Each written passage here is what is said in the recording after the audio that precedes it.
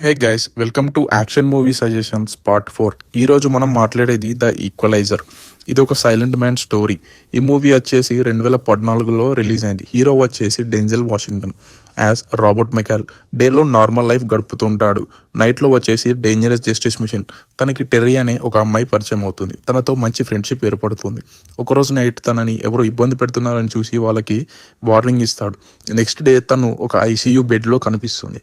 తను ఒక teenage sex worker. తన పింపు తనని హర్ట్ చేస్తాడు. ఇది తెలుసుకొని ఆ ఇద్దరిని తను చంపేస్తాడు. అయితే వాళ్ళ వెనుక పెద్ద రష్యన్ మాఫియా, ఒక సిండికేట్ ఉంటుంది. వాళ్ళు డెంజిల్ వాషింగ్టన్ కోసం వస్తారు. అయితే వాళ్ళని ఎలా ఎదిరించాడు అనేది ఈ మూవీ ఇండియాలో అమెజాన్ ప్రైమ్లో అవైలబుల్గా ఉంది. ఈ మూవీకి ఐఎంబిడి రేటింగ్ వచ్చేసి 7.3. Watch Equalizer, pure class and action movie. Subscribe చేయండి. Part 5 coming soon.